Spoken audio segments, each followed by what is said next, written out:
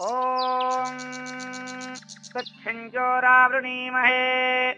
गातुं यज्ञाय गातुं यज्ञपतये दैवी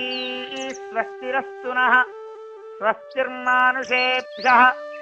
ऊर्ध्वं जिगातु भेषजम् सन्नो अस्तु द्विपदे शञ्चतुष्पदे ॐ शान्ति शान्ति शान्तिः सहस्रशीर्षा पुरुषः सहस्राक्षः सहस्रपात् स भूमिं विश्वतो भृत्वा अत्यतिष्ठत्दशाङ्गुलम् पुरुष एवेदगुं सर्वम् यद्भूतं यच्च भव्यम् उतावृतत्वस्येषानः यदन्नेनातिरोहति एतावानस्य महिमा अतो ज्यायागुश्च पूरुषः पादोऽस्य विश्वाभूतानि त्रिपादस्यावृतं दिवि त्रिपादोर्ध्व उदैः पुरुषः पादोऽस्येह भवात् पुनः ततो विश्वं व्यक्रामतु शासनानशने अभि तस्मात् विराडजायत विराजो अधिपूरुषः स जातो अत्यरिच्यत पश्चात् भूमिमथो पुरः यत्पुरुषेण हविषा देवा यज्ञमतन्वत वसन्तो अस्यासीदाज्यम्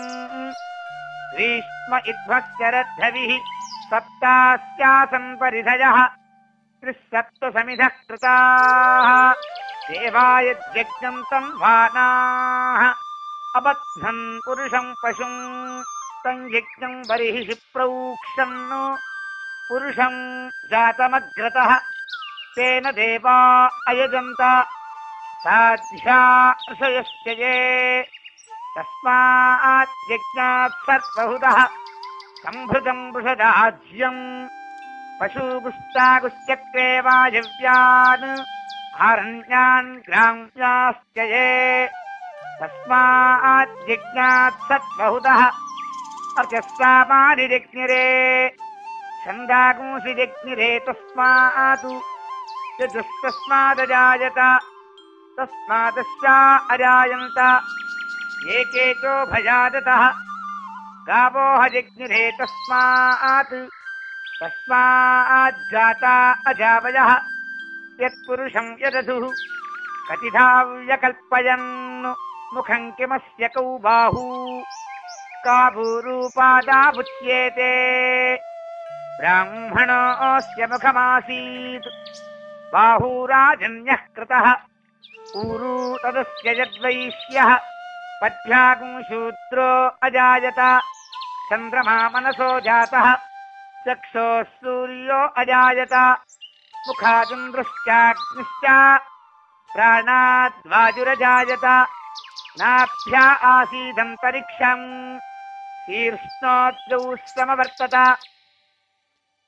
पद्भ्याम् भूमिर्तिश्रोत्रात् तथा लोकान् अकल्पयन् वेदाहमेतम् पुरुषम् महान्तम् आदित्यवर्णम् तमसस्तु पादे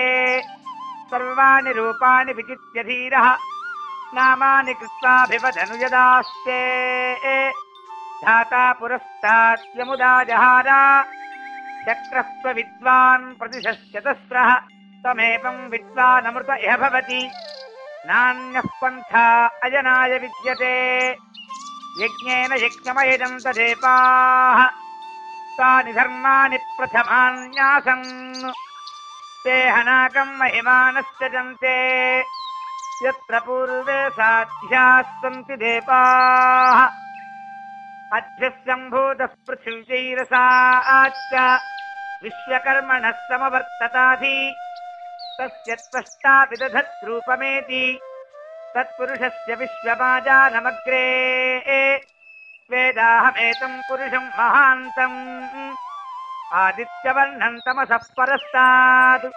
तमेवं विद्वानमृत इह भवति नान्यः पन्था विद्यते जनाय प्रजापतिश्चरति गर्भे अन्तः अजायमानो बहुधा विजायते तस्य धीराः परिजानन्ति योनिम्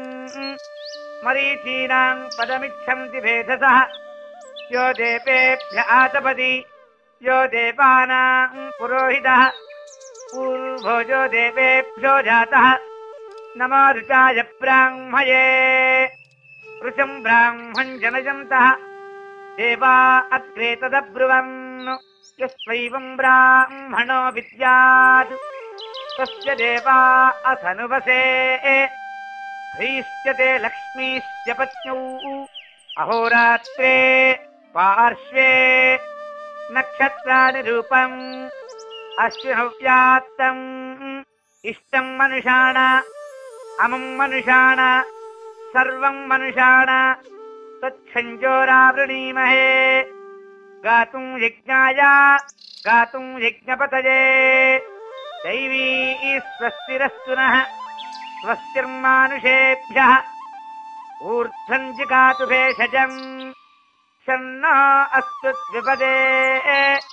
शञ्चतुष्पदे ॐ शान्ति शान्ति शान्तिः।